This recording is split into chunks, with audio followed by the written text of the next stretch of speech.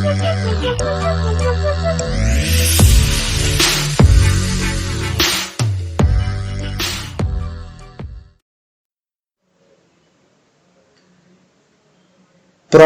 on trains.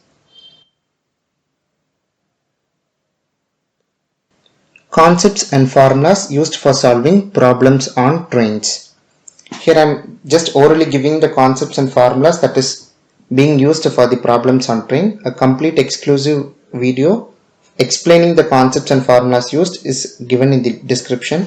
If you want, you can check that video to have the complete understanding of the formulas. Here I'll orally give the formulas alone. Time taken by a train of length L to pass a man or a pole or a signal, okay, man who's not moving, is same as the time taken by the train to cover L meters. For a man who's standing, for time consideration you'll have to take only the length of the train. Time taken by the train of length L meters to pass an object of length B is same as the time taken by the train to cover L plus B meter. If an object of length B is given, you will have to add it with the length of the train, right?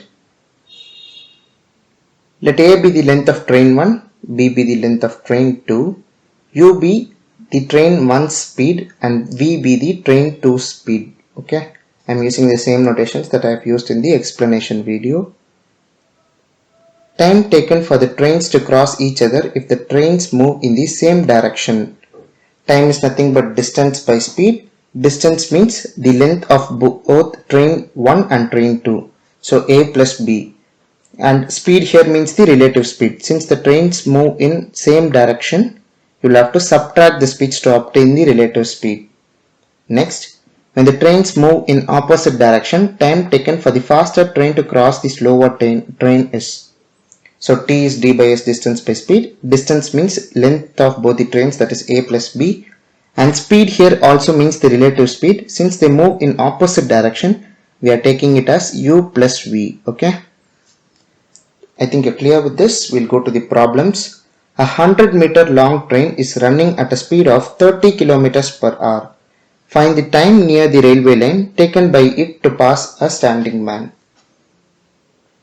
So speed is given in kilometer per hour. You'll have to multiply it by 5 by 18 to get it in meter per second, right?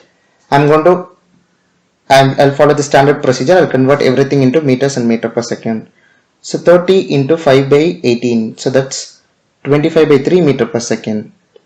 Okay, length of the train is 100 meters. We know time taken, that is time required for passing the standing man, is T is equal to D by S. Distance is that length, that is 100, divided by speed 25 by 3. 100 into 3 by 25, and it's 12 seconds. Since I have taken in meter and meter per second, so the answer will be in seconds, right? Follow the standard procedure of you maintaining these units, meter, meter per seconds and seconds, right? We'll go to the next question. A train is moving at a speed of 132 km per hour. If the length of the train is 110 meter, how long will it take to cross a railway platform of 165 meter long? So an object of length 165 meters is given. You will have to add the length of this object with the train's length, right? First we'll convert this 132 km per hour into meter per second. So into 5 by 18. So the answer is 110 by 3 in meter per second. This is the speed of the train, right? Distance covered in passing the platform, right? Platform is given 110, that is 165 meters is the length of the platform, and train's length is 110. We'll have to add those. So the answer is 275 meters. Time taken for the train to cross the platform is distance by speed. Distance here is 275, that is combined length of both. And speed is 110 by 3. So 275 into 3 by 110. 15 by 2. And that's 7.5 seconds. In 7.5 seconds, this 110 meter long train will cross the platform of length 165 meters, right? Third question. A 220 meter long train is running with a speed of 59 kilometers per hour. In what time will it pass a man who is running at a speed at 7 kilometers per hour in the direction opposite to that in which the train is going? So they are traveling in opposite direction. Speed of the train relative to the man is, since it's opposite direction, you will have to add the speed. 59 plus 7 kmph, so kilometer per hour. So that's 66 kilometer per hour. So I've told you have to convert the units. So 66 into 5 by 18 in meter per second. So 55 by 3 meter per second, right? Time taken by the train to cross the man is nothing but time taken by the train to cover 220 meters at 55 by 3 meter per second, right? So time is distance by speed. We know the length of the train is 220, so 220 divided by, we found the speed to be 55 by 3.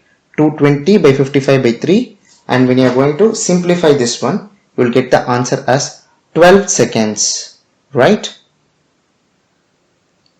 In 12 seconds, this will cross that man who's coming in the opposite direction.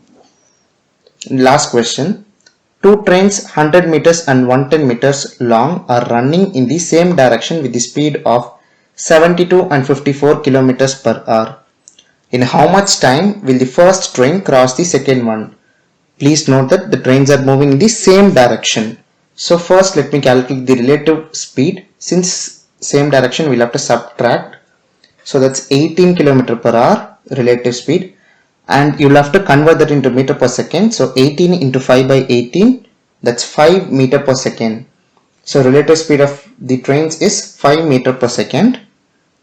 Time taken by the train to pass each other is nothing but time taken by the train to cover length, that is 100 plus 120 meters at 5 meter per second, right?